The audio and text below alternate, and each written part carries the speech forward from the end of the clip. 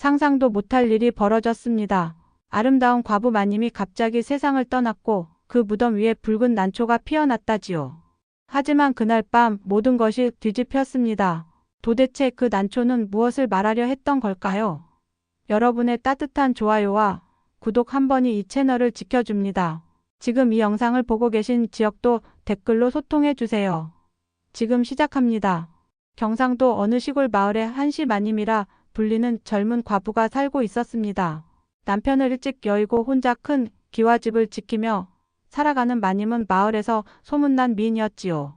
하얀 피부에 까만 머리카락, 가냘픈 몸매지만 눈빛만은 또렷했답니다. 26의 젊은 나이에 과부가 된 마님은 유교의 가르침에 따라 재가를 거부하고 홀로 지내왔지요. 마을 사람들은 그런 마님을 보며 저렇게 젊고 아름다운데 참으로 안타까운 일이야 하고 혀를 차곤 했답니다. 마님의 집에는 석이라는 머슴이 있었습니다. 석이는 3년 전 굶어 죽기 직전에 마님의 집에 들어와 밭일과 장작 패기를 도맡아 했지요. 키가 훤칠하고 어깨가 벌어진 청년으로 얼굴은 햇볕에 그을렸지만 눈매는 선비 같았답니다. 말수가 적고 성실한 석이는 새벽부터 해질녘까지 묵묵히 일만 했지요. 마님은 석이를 대할 때마다 묘한 기분이 들곤 했답니다. 저 청년은 왜 저렇게 말이 없을까? 혹시 무슨 사연이 있는 게 아닐까? 하고 궁금해했지요. 석이도 마님을 볼 때마다 가슴이 두근거렸지만 자신의 신분을 생각하면 입 밖에 낼 수 없었답니다. 나는 그저 머슴일 뿐인데 감히 마님을 어찌 생각할 수 있겠는가 하며 마음을 다잡곤 했지요. 그렇게 3년의 세월이 흘렀고 두 사람 사이에는 말없는 교감이 쌓여갔답니다. 그런데 어느 날 마님이 갑자기 병으로 쓰러졌습니다. 새벽에 우물가에서 물을 길러 오다가 그만 쓰러진 거였지요. 석이가 급히 달려가 마님을 안아들었을 때 마님의 몸은 불덩이처럼 뜨거웠답니다. 마님, 마님, 정신 차리시옵소서. 석이가 다급하게 외쳤지만 마님은 희미하게 눈을 뜨고는 다시 의식을 잃었지요. 마을의 의원을 불렀지만 병은 점점 깊어만 갔습니다. 온몸에 열이 나고 입술이 파래지더니 사흘 만에 숨을 거두었다지요. 석이는 마님의 손을 붙잡고 하염없이 눈물만 흘렸답니다. 마님, 이럴 수가. 어찌 저를 두고 가시는 겁니까? 그의 목소리는 떨렸고 눈물은 마님의 창백한 손등 위에 떨어졌지요. 마을 사람들은 모두 놀라 달려왔습니다. 이런, 한시 마님이 돌아가시다니. 아직 젊은 나이인데 참으로 안타까운 일이구만. 조문객들이 모여들었고 석이는 정신없이 상례를 치렀답니다. 마님은 뒷산 소나무 아래에 조용히 묻혔지요. 장례를 치르는 동안 석이의 얼굴에는 표정이 없었습니다. 그저 넋을 잃은 사람처럼 멍하니 서 있을 뿐이었답니다. 장례를 치른 지 보름이 지났습니다. 석이는 매일 새벽 마님의 무덤을 찾아가 절을 올렸지요. 다른 마을 사람들은 저 머슴이 주인을 참 잘 섬기는구먼 하며 감탄했지만 석이의 마음은 그보다 깊었답니다. 그는 마님을 그저 주인으로만 여긴 게 아니었습니다. 가슴 깊은 곳에 담아둔 마음이 있었지요. 하지만 신분의 차이 때문에 평생 입 밖에 낼 수 없었던 감정이었답니다. 무덤 앞에 앉아있으면 마님의 모습이 자꾸만 떠올랐습니다. 장독대 앞에서 웃던 모습, 마루에 앉아 바느질하던 모습, 우물가에서 머리를 감던 그날의 모습까지도요. 석이는 한숨을 쉬며 중얼거렸지요. 마님, 저는 감히 제 마음을 전하지 못했습니다. 이제 와서 후회해도 소용없지만 그래도 말씀드리고 싶습니다. 저는 마님을. 그런데 어느 날 아침 무덤 위에 붉은 난초가 피어 있는 게 아니겠습니까? 석이는 깜짝 놀라 눈을 비볐습니다. 이게 무슨 일인가? 한겨울의 난초가. 날씨는 쌀쌀한 음력 10월이었습니다. 난초가 필 계절이 아니었지요. 꽃잎은 선홍빛으로 빛났고 은은한 향기가 바람에 실려왔답니다. 석이는 무릎을 꿇고 꽃을 자세히 들여다보았습니다. 그러자 이상한 일이 벌어졌지요. 바람이 불 때마다 난초 잎이 살랑살랑 흔들리며 마치 손짓하는 것 같았습니다. 석이의 가슴이 쿵쾅거렸답니다. 마님이 무언가를 말하려는 게 아닐까? 혹시 저에게 하실 말씀이 남아 있으신 건 아닐까? 석이는 조심스럽게 손을 뻗어 꽃잎을 만져보았습니다. 꽃잎은 따뜻했고 마치 살아있는 사람의 손길 같았지요. 그날 밤 석이는 잠을 이룰 수 없었습니다. 계속해서 붉은 난초가 눈앞에 어른거렸답니다. 도대체 저 꽃은 무엇을 의미하는 걸까? 다음 날 아침 석이가 다시 무덤을 찾아가자 난초는 더욱 선명하게 피어 있었습니다. 이번에는 꽃잎이 두 송이로 늘어나 있었지요. 서기는 마을로 내려가 노파 한 분을 찾아갔습니다. 마을에서 가장 나이가 많고 세상 이치를 잘 아는 분이었거든요. 살머니, 한겨울에 무덤 위에 붉은 난초가 피었다면 그게 무슨 뜻일까요?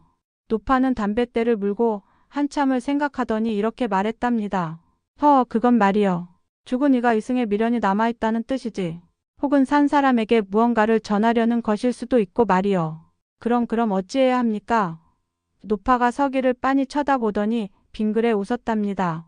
내 마음이 이미 답을 알고 있지 않느냐? 꽃이 3번 피거든 그때 무엇을 해야 할지 알게 될 게야. 서기가 난초 이야기를 마을 사람들에게 털어놓자 사람들의 반응은 제각각이었습니다. 저것 봐라. 마님께 마음이 있었나 보구먼. 머슴 주제의 주인을 연모했다니. 하며 비웃는 사람도 있었고, 아니야, 저 청년은 성실하고 착한 사람이야.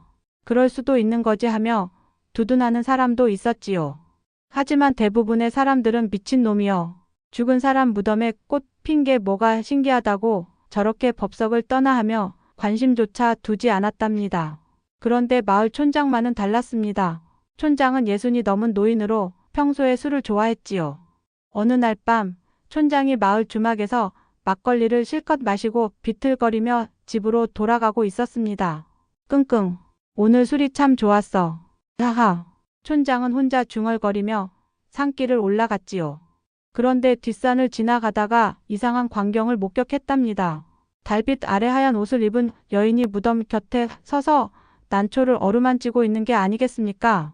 촌장은 눈을 크게 뜨고 다시 보았지만 분명 여인이 거기 있었습니다. 길고 검은 머리카락이 바람에 날리고 창백한 얼굴이 달빛에 비쳤지요.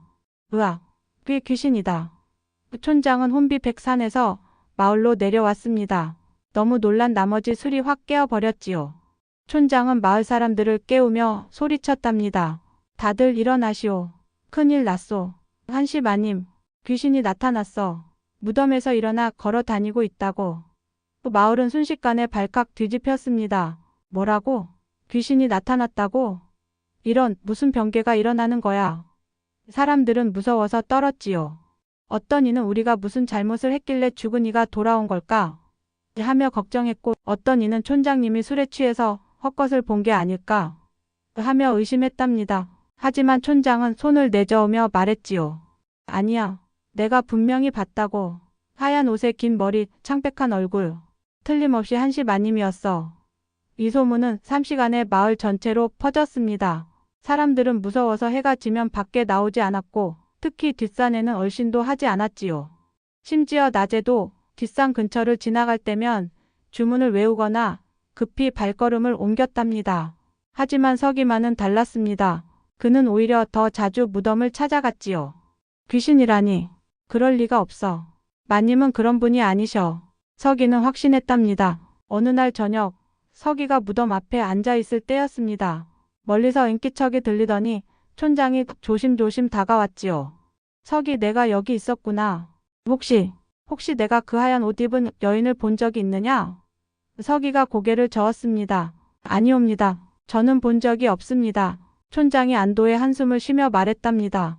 그렇다면 다행이지만 서기야, 내가 조심해야 한다. 귀신이 사람을 홀리면 같이 저승으로 데려간다는 말도 있으니 말이야. 서기는 쓴웃음을 지었습니다. 걱정해 주셔서 감사합니다만 저는 괜찮습니다. 마님께서 저를 해치실 리 없으니까요. 그런데 이 소문이 곧 사또의 귀에까지 들어갔습니다. 사또는 김진사라는 자로 한양에서 돈으로 관직을 산 탐욕스러운 인물이었지요. 그는 미신을 굳게 믿었고 특히 보물과 재물에 관한 이야기라면 눈이 번쩍 뜨이는 사람이었답니다. 사또는 아전을 불러 물었습니다. 한시 마님의 무덤에 한겨울에 붉은 난초가 피었다고? 예, 사또 나리. 마을 사람들이 모두 그렇게 말하고 있습니다. 그리고 밤에 귀신이 나타난다고? 예, 촌장이 직접 목격했다고 합니다. 사또는 턱을 쓰다듬으며 생각에 잠겼습니다. 한겨울에 붉은 난초라. 그건 필시 신령스러운 징조다. 무덤 아래 보물이 묻혀 있을 게 틀림없어. 사또의 눈이 욕심으로 반짝였지요. 사실 사또는 전부터 한시 마님을 탐내고 있었습니다. 몇 번이나 첩으로 삼겠다고 제안했지만 마님은 정중히 거절했었지요. 사또는 그때부터 마님을 원망하고 있었답니다. 죽었으니 어쩔 수 없지만 그 집안의 재산이라도 차지해야겠어. 무덤을 파헤쳐서 보물을 찾아내고 그 집과 땅은 내가 몰수하는 거야. 사또는 즉시 아전들을 데리고 마을로 쳐들어왔습니다. 10여 명의 관속들이 창과 봉을 들고 나타나자 마을 사람들은 벌벌 떨었지요. 사또 나리께서 행차하셨다. 마을 사람들이 급히 무릎을 꿇었고 사또는 거드름을 피우며 말에서 내렸답니다. 한시마님의 무덤이 어디냐? 저기 뒷산 소나무 아래입니다. 사또는 아전들을 이끌고 뒷산으로 올라갔습니다. 무덤 위에는 과연 붉은 난초가 세 송이나 피어 있었지요. 오, 과연 신령스럽구나. 이것 봐라, 이런 귀한 일이. 사또가 감탄하며 무덤을 살폈습니다. 그때 서기가 급히 달려왔습니다. 사또 나리, 무엇을 하시려는 겁니까? 사또가 비웃으며 대답했지요. 무엇을 하긴 보물을 찾는 것이지. 이 무덤 아래에 분명 귀한 것이 묻혀 있을 게야. 관의 명령으로 무덤을 파헤칠 것이다. 서기는 앞을 막아섰습니다. 사또 나리, 이러시면 아니 됩니다. 돌아가신 분을 편히 쉬게 해주시옵소서. 무덤을 파헤치는 것은 대형 무도한 짓이옵니다. 하지만 사또는 코웃음을 치며 말했답니다. 내가 감히 관의 명을 거역하느냐? 내 놈은 그저 천한 머슴 주제에 당장 비키지 못할까? 아전들이 달려들어 서기를 밀쳐냈습니다. 서기는 땅바닥에 넘어졌지만 다시 일어나 버텼지요. 안 됩니다. 제가 이 무덤을 지키겠습니다. 사또가 화를 내며 소리쳤습니다. 이놈을 당장 결박하라. 관에 대한 불복종죄로 곤장을 칠 것이다. 아전들이 서기를 붙잡았습니다. 서기는 주먹을 불끈 쥐었지만 혼자 힘으로는 어찌할 수 없었지요. 마을 사람들도 무서워서 나서지 못했답니다. 사또는 아전들에게 명령했습니다. 자, 어서 무덤을 파헤쳐라. 관이 직접 명하는 것이니 죄가 되지 않는다. 아전들이 삽을 들고 무덤을 파기 시작했습니다. 서기는 눈물을 흘리며 외쳤지요. 마님, 죄송합니다. 제가 지키지 못했습니다. 아전들이 삽으로 흙을 파내기 시작했습니다. 서기는 눈을 질끈 감았지요. 마님을 이렇게 욕되게 할 수는 없었지만 그에게는 힘이 없었답니다.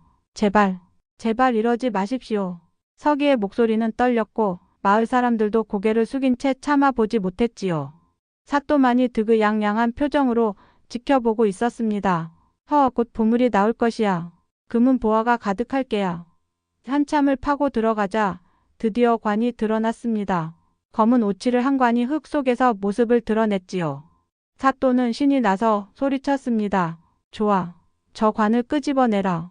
어서. 아전들이 관을 조심스럽게 끌어올렸습니다. 무거운 관이 땅 위로 올라오자 사또는 참지 못하고 직접 다가갔지요. 관 뚜껑을 열어라. 어서. 아전들이 관 뚜껑을 천천히 열었습니다.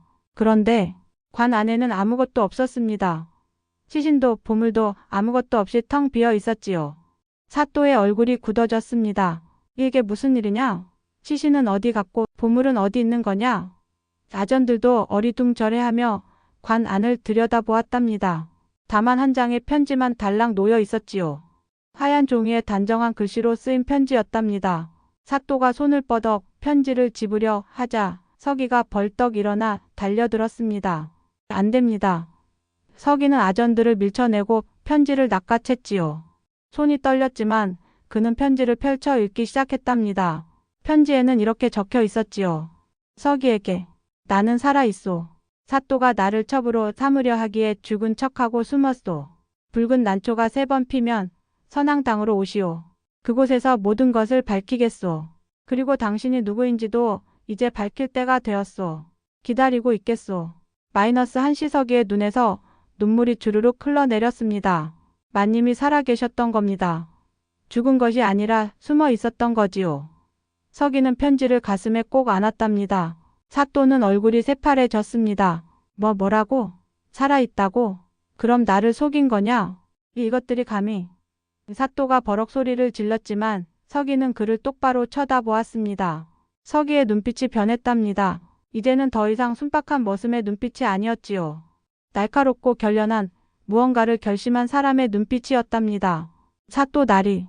서기의 목소리가 낮고 단호했습니다. 이제 제 정체를 밝히겠습니다.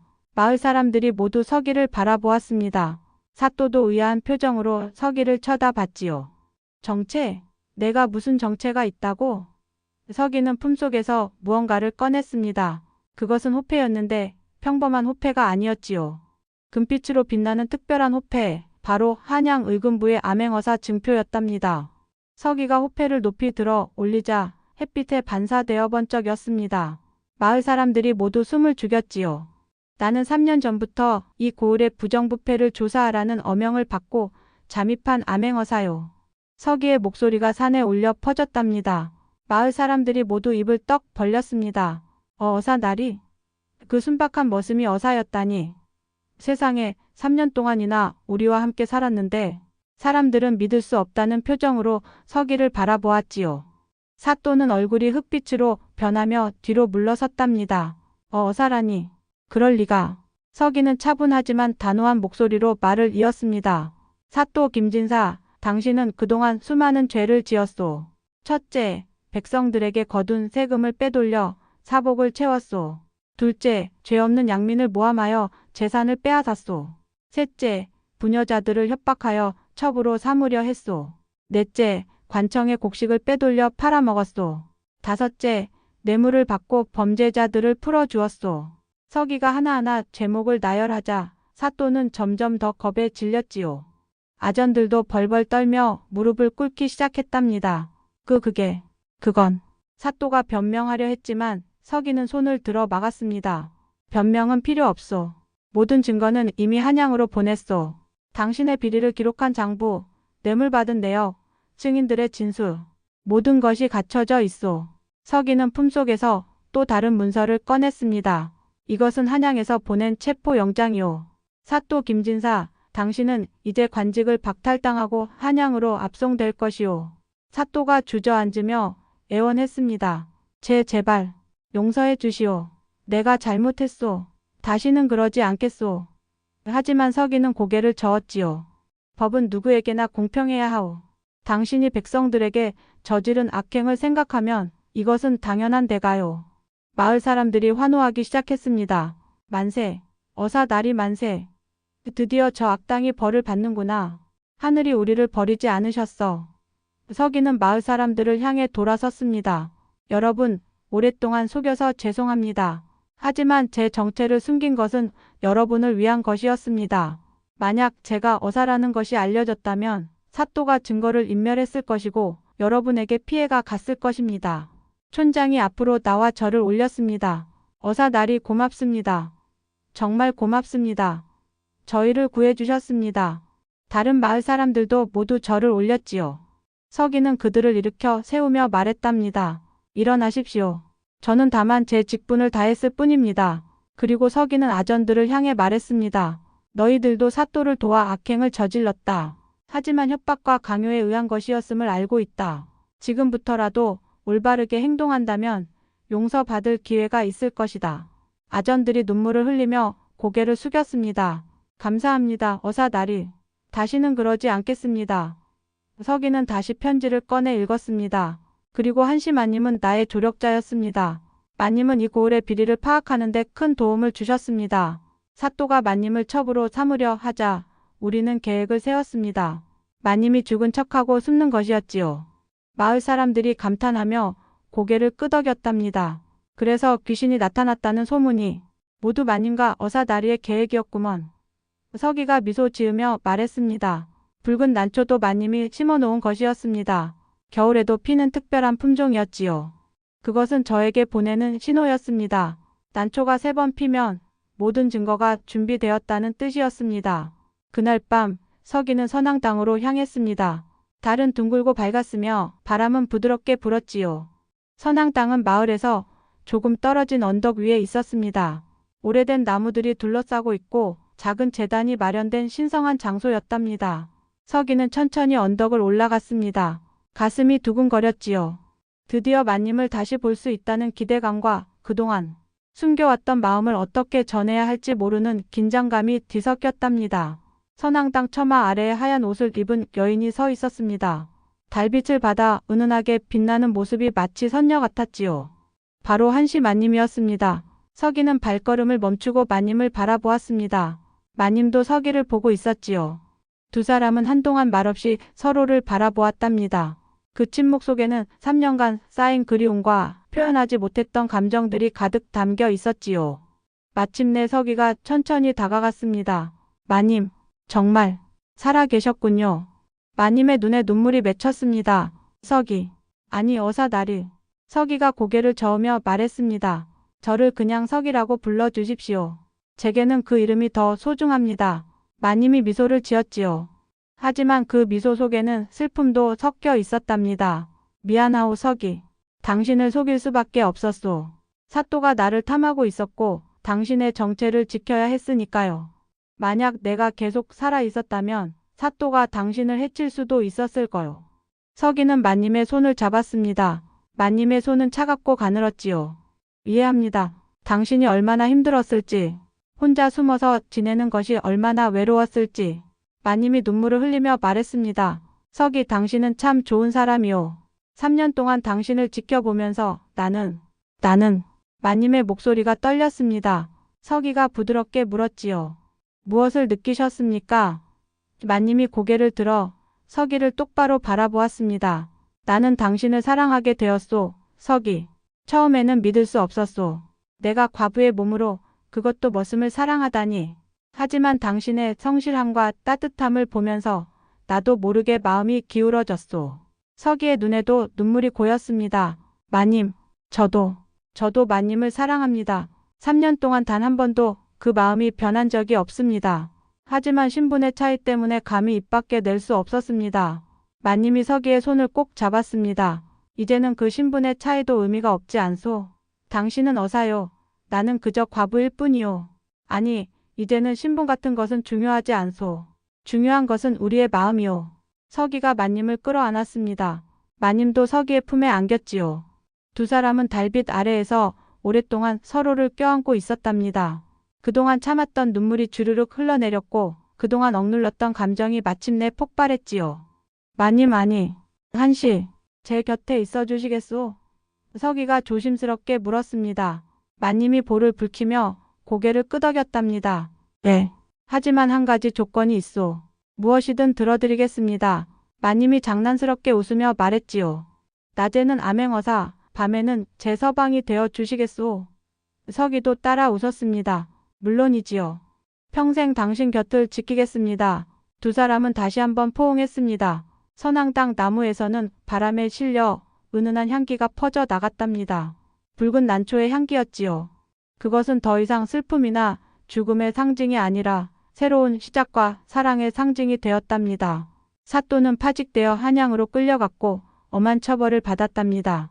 그동안 빼돌린 재산은 모두 환수되어 백성들에게 돌려졌지요. 새로운 사또가 부임했는데 이번에는 정직하고 공정한 관리였답니다. 마을은 다시 평화를 되찾았고 사람들은 웃음을 잃지 않게 되었지요. 서기는 암행어사의 임무를 훌륭히 마치고 한양에서 정식 관직을 제안받았습니다. 하지만 그는 정중히 거절했답니다. 저는 이곳에 남고 싶습니다. 이 마을 사람들과 함께 그리고 제가 사랑하는 사람과 함께 살고 싶습니다. 조정에서는 서기의 뜻을 존중하여 그 고을의 부사로 임명했지요. 서기와 한시마님은 정식으로 혼례를 올렸습니다. 마을 사람들이 모두 모여 축하해 주었답니다. 만세, 어사다리와 마님의 혼례를 축하합니다. 정말 아름다운 부부로구먼. 혼례식은 성대하고 따뜻했습니다. 마을의 모든 사람들이 음식과 술을 나누며 즐거워했지요. 촌장이 술잔을 들고 축사를 했답니다. 서기 어사, 아니 이제는 부사 나리, 그리고 한시마님, 두 분은 정말 하늘이 맺어준 인연이요. 앞으로 100년 해로하시고 자손도 많이 낳으시오. 사람들이 박수를 치며 웃었지요. 신기한 일은 그 뒤로도 계속되었습니다. 예전에 무덤이었던 자리, 그곳에는 해마다 봄이 되면 붉은 난초가 피어났답니다. 하지만 이제는 한겨울이 아니라 따뜻한 봄에 피어났지요. 그 꽃은 더 이상 슬픔이나 죽음의 상징이 아니라 두 사람의 사랑을 기억하는 꽃이 되었답니다. 마을 사람들은 그 난초를 사랑의 꽃이라고 부르기 시작했지요. 연인들은 그 꽃 앞에서 사랑을 맹세했고 부부들은 그 꽃에 물을 주며 백년해로를 기원했답니다. 어느 봄날 서기와 한시가 난초가 핀 자리를 찾았습니다. 두 사람은 손을 잡고 꽃을 바라보았지요. 당신, 이 꽃이 우리에게 큰 선물을 준 것 같소. 한시가 말했습니다. 서기가 고개를 끄덕이며 대답했지요. 그렇소. 이 꽃이 없었다면 우리는 서로의 마음을 확인할 수 없었을 거요. 한씨가 서기의 팔을 꼭 끼고 웃었답니다. 낮에는 고을을 다스리는 부사 나리, 밤에는 저의 다정한 서방. 당신은 참 바쁜 사람이요. 서기도 웃으며 말했지요. 하지만 행복하오. 당신과 함께라면 무엇이든 할 수 있소. 두 사람은 마을로 돌아가는 길에 이런저런 이야기를 나누었답니다. 마을의 일백성들의 어려움, 앞으로의 계획. 하지만 가장 많이 나눈 이야기는 서로에 대한 사랑이었지요. 그날 저녁, 서기와 한씨는 마루에 나란히 앉아 달을 바라보았습니다. 한씨가 서기의 어깨에 머리를 기댔고 서기는 한씨의 손을 잡았지요. 서기, 우리가 이렇게 행복할 수 있을 줄 누가 알았겠소? 그러게요. 3년 전만 해도 상상도 못했던 일이오. 한씨가 작은 목소리로 물었습니다. 혹시 후회되지는 않소? 한양에서 높은 벼슬을 할 수 있었는데 이 시골 마을에 남은 것이. 서기가 한씨를 바라보며 단호하게 말했답니다. 절대 후회하지 않소. 당신이 있는 곳이 바로 제가 있어야 할 곳이오. 그보다 더 중요한 것은 없소. 한씨의 눈에 눈물이 맺혔습니다. 하지만 이번에는 슬픔의 눈물이 아니라 행복의 눈물이었지요. 마을에는 이런 노래가 전해지기 시작했답니다. 붉은 난초 3번 피면 사랑하는 이 다시 만나네. 죽음인 줄 알았더니 새 삶의 시작이었네. 낮에는 부사 나리, 밤에는 다정한 서방. 100년해로 약속하니 난초는 봄마다 피어나네. 서기와 한씨는 평생을 함께 살았습니다. 두 사람 사이에는 아들 3, 딸 2이 태어났고 모두 훌륭하게 자라났지요. 서기는 공정하고 자비로운 부사로 백성들의 사랑을 받았고 한씨는 현명하고 자상한 부인으로 마을 사람들의 존경을 받았답니다. 해마다 봄이 되면 붉은 난초는 어김없이 피어났습니다. 그리고 그때마다 마을 사람들은 서기와 한씨의 사랑 이야기를 떠올렸지요. 그 이야기는 세대를 거쳐 전해졌고 지금도 그 마을에서는 붉은 난초를 볼 때마다 이렇게 말한답니다. 무덤 위에 난초가 피면 그건 끝이 아니라 새로운 시작이다. 죽음인 줄 알았던 것이 사실은 사랑의 시작이고 이별인 줄 알았던 것이 사실은 영원한 만남이다. 여러분도 혹시 겨울에 핀 붉은 난초를 보신다면 그 뒤에 숨은 아름다운 사연을 생각해 보시기 바랍니다. 때로는 슬픔 뒤에 기쁨이 오고 죽음 뒤에 새 생명이 오는 법이니까요. 서기와 한씨의 이야기는 우리에게 이런 교훈을 줍니다. 진정한 사랑은 신분의 차이를 뛰어넘고 진실은 언젠가 드러나며 정의는 반드시 승리한다는 것을요. 그리고 가장 중요한 것은 희망을 잃지 않는 것입니다. 아무리 어려운 상황이라도 붉은 난초처럼 언젠가는 아름다운 꽃이 피어난다는 것을요.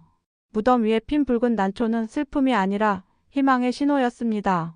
죽은 줄만 알았던 사랑이 다시 피어난 이야기였지요. 여러분은 어떤 신호를 기다리고 계신가요? 댓글로 이야기 나눠주세요. 좋아요와 구독은 이 채널이 더 많은 옛 이야기를 전할 수 있게 해줍니다. 다음 이야기도 기대해주세요.